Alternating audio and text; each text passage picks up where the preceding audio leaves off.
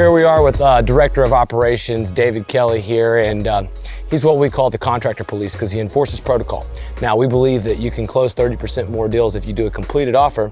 So how do we do an inspection, Dave? Well, first thing is I'm gonna document it. Okay. I'm gonna take a picture of the front, left, back, and right, the perimeter. I'm gonna look for peripheral damage, downspout, screens, soft metal damage. Then I'm gonna go up on the roof. I'm gonna take my tools and take some ideas and measurements, and we're gonna go from there. We're gonna document all that and put it into our CRM so that we can go further in our back office. You know, we have a support staff back there to help get these things done for you so that we can do what we do best. All right, let's see what we got. All right, next I'm always gonna get a picture of our edge. I'm gonna check for layers. This looks like it's one layer like many roofs in Florida. I'm also gonna get a picture of my pitch, because that depends on, first off, how much the carrier is gonna pay for the tear off and install, and as well, it's important that we get the right pitch and underlayment combination. And I'm gonna go up on the roof, use a few more tools to get what we need. Some of those include a gauge, so I know what kind of shingle it is. Then we're gonna check our soft metals and see if we got some damage up here. Come on now, let's go. Okay, so one of the first things I'm gonna do, guys, is I'm gonna get my overall pictures. You get a picture of how there's some data we need to get an accurate price for this roof here. Hot water heaters, metal pool, cover, cap, chimney cap, and as well, first evidence of hail, guys, is I could see this whole side of the roof is algae. You can see the splatter throughout here. I'm just marking it. This is where the hail hit and knocked that algae off. So now we're gonna put a test square up and we're gonna see if we can see some hits that might have degranulated this roof and constitute a replacement. So while I'm looking at the front here and I do see the splatter again, which is the algae just the algae getting knocked off. But we do have some hits. Like when you look at this section right here, you can see where the impact was and how it goes out onto the side.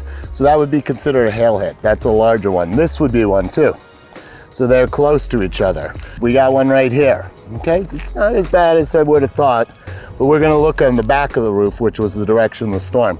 Something like this on the butt joint, that is not considered a hit. Like this either, that's just footfall and something else, I'm not sure. Something happened there. Well, if you have marginal damage, one of the first things you want to do is you want to make sure that you find enough peripheral damage to support your claim that this was hit by significant hail. One of those big ones is splatter, okay? The other thing is if there's marginal damage and we take this roof here and they only give us a replacement of part of the roof or part of the shingles, like they want us to put some in. One thing I could tell you right now is I could get this roof bought because I could tell by that pattern. If I measure it, this is called Certainteed English.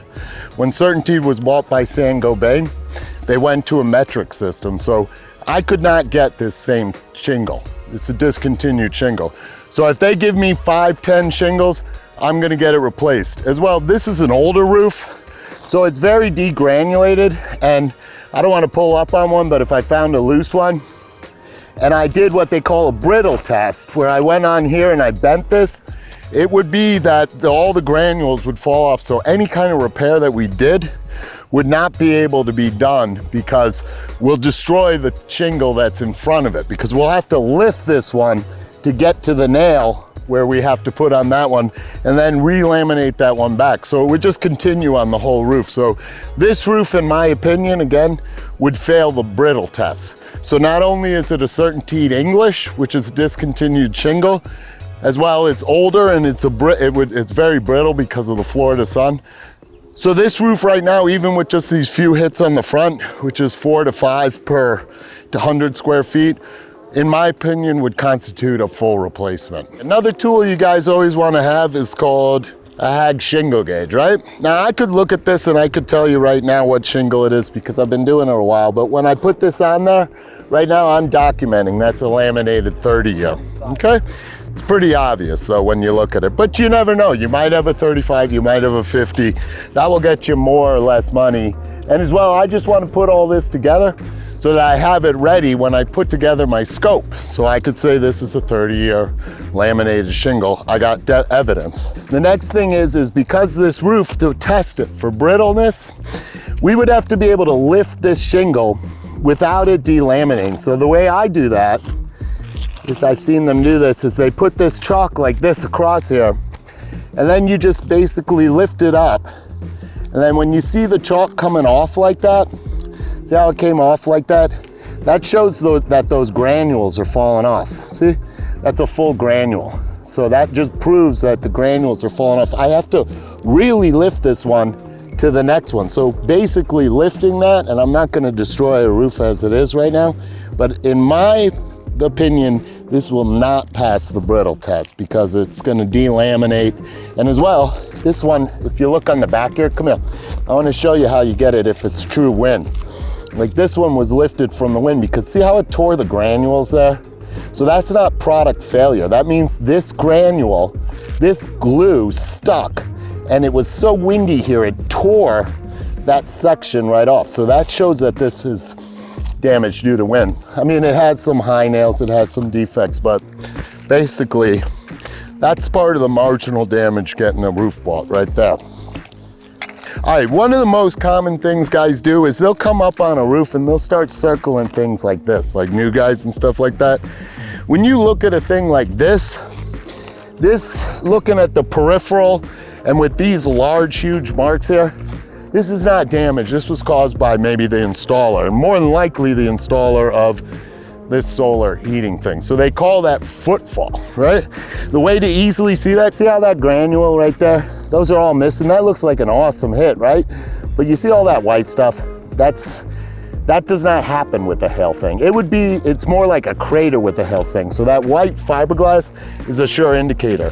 Long streaks like this would only be damage from a storm if there was a tree around here or maybe a lanai, and a section of lanai came off and it dragged across the roof. But this is called footfall. So you don't circle stuff like that. You're just wasting your time.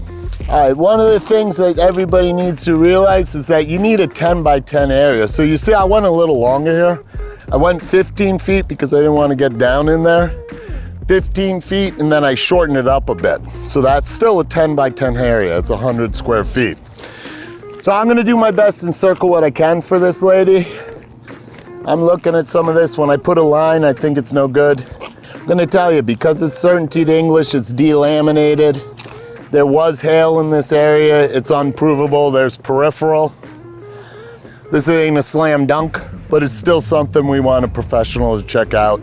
We're gonna put together a proposal, get that to the carrier, submit it with our photos and documents, and all the rest of what I got here right now, I've counted the pipes, I've counted the solar panels, I took into account some of the stuff like detaching and resetting some of this metal that's around here, and I'm able to build this roof. If it was to get approved, I'd be able to build it tomorrow. Again, it's not a slam dunk. When I come out here, I'm gonna let the adjuster just do his thing, see what he says. I'm gonna make sure I mention that I know what kind of shingle this is, and if he awards part of the roof, I get all of the roof, because that's the way most policies are written. So thank you all for watching, and that's about it.